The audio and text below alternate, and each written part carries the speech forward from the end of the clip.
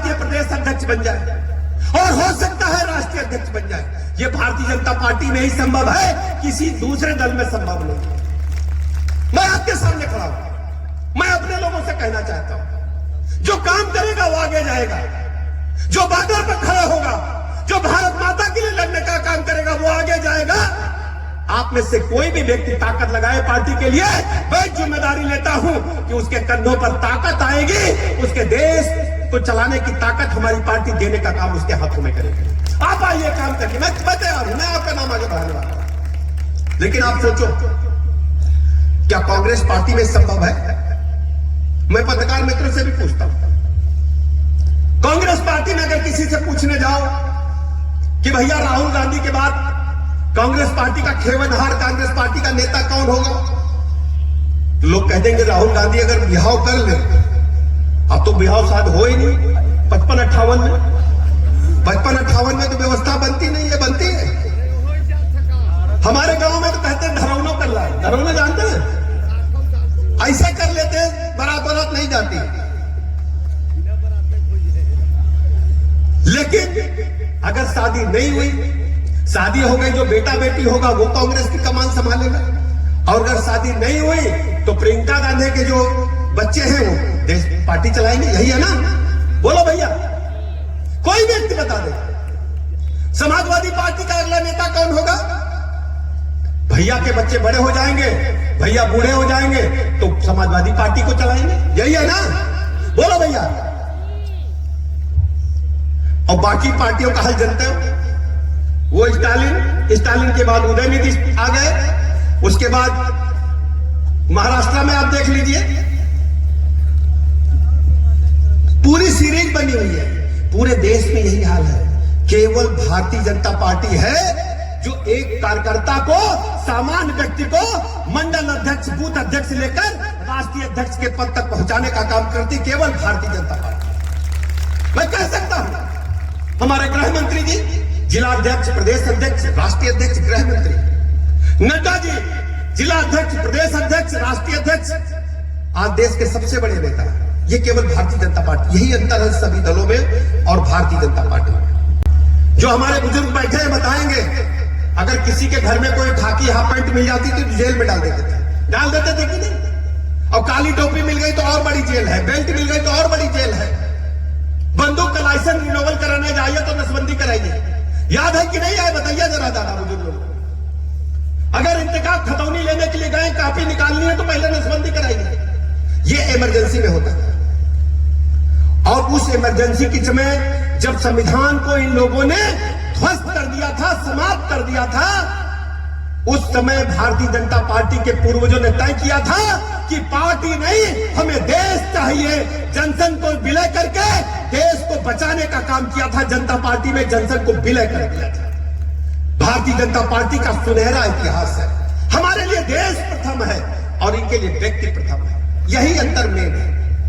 Bharatiya Janata party के नेता माननीय प्रधानमंत्री नरेंद्र मोदी जी 2014 में देश की सत्ता संभाले। 14 से पहले इस देश का क्या हाल था? घोटालों की भरमार थी। ढेर सारे केंद्रीय मंत्री जेल के सीटों के पीछे थे। मोबाइल नया नया आया था, 2G स्पेक्ट्रम घोटाला हो गया तो उनके टेलीफोन मंत्री जेल में हैं। कोयला घोटाला हो गया तो उनको भी जेल की सजा खानी है। सेना के बने भवनों में घोटाला हो गया। और हद तो तब हो गई जब दिल्ली में कॉमनवेल्थ खेल हुए, खेलों में भी घोटाला हो गया तो खेल मंत्री कलमाडी भी जेल में काट रहे थे कि नहीं काट रहे थे बताना। आज हम कह सकते हैं 14 से लेकर 24 में खड़े हैं। तीसरी बार आपने सरकार बनाने का आशीर्वाद दिया है। हमारी चाहे केंद्र की सरकार हो, चाहे उत्तर प्रदेश की सरकार हो, नाखून के बराबर भी, चावल के तिनके के बराबर भी भ्रष्टाचार का कोई दाग हमारी पार्टी पर, हमारी सरकारों पर नहीं है। ये मैं आज आपके लिए बीच कहने के लिए आया। माननीय मोदी जी ने 14 के बाद से क्या तय किया? पूछता था पीएम समिति के माध्यम से बगैर गारंटी के उनको 10,000, 20,000, 50,000 तक का लोन दिया जा रहा है। नौजवानों को मुख्य धारा में लाने के लिए कौशल विकास के माध्यम से ट्रेनिंग देकर ओडीओपी लाकर उनको स्वरोजगार से जोड़ने का काम हो रहा है। हर जिले में कुछ महत्वपूर्ण काम होता, सदियों से होता था। जैसे पीलीभीत में बांसुड़ी बस्ती किशन कन्हैया वाली, भगवान की बांसुरी कोई नहीं जानता था पीलीभीत में बनती है, लेकिन अपनी सरकार ने आपके वोट की ताकत ने प्लेटफॉर्म दिया। सिद्धार्थनगर का काला नमक चावल पूरी दुनिया में तहलका मचा रहा है। और अमरोहा की ढोल पर जाते थे सांसद, विधायक, जिला पंचायत के सदस्य, ब्लॉक प्रमुख, तो गांव कहते थे कि इंडियन मार्ग का नल हमारे यहां लाग जाए तो पानी पिए की सुविधा हो जाए। कहते थे कि नहीं कहते थे, बताना दादा, कहते थे कि नहीं कहते थे इंडिया मार्ग का नल लग जाए। अब क्या हालत है? प्रधानमंत्री जी ने दुनिया की सबसे बड़ी योजना भारत में लागू की, जल जीवन मिशन। गांव गांव नल से जल पहुंचाने का काम तेजी के साथ चल रहा है। मैं आज बताने के लिए आया हूं, चाहे विंध्याचल हो चाहे बुंदेलखंड, समाजवादी पार्टी की सरकार 17 तक थी उत्तर प्रदेश में। हमने अखबारों में पढ़ा कि ट्रेन से पानी आएगा, दिल्ली से ट्रेन चल चुकी है। आप लोग लिखे थे अखबार में। लेकिन भारतीय जनता पार्टी की सरकार में पीने के पानी की कोई दिक्कत नहीं है, जो आधारभूत आवश्यकताएं मनुष्य की हैं। पानी, बिजली, सड़क, स्कूल, अस्पताल आज हम नंबर 1 पर लाने के लिए काम कर रहे हैं। जल जीवन मिशन के माध्यम से गांव गांव पानी की टंकी बनाकर घर घर नल से जल पहुंचाने का काम किया जा रहा है।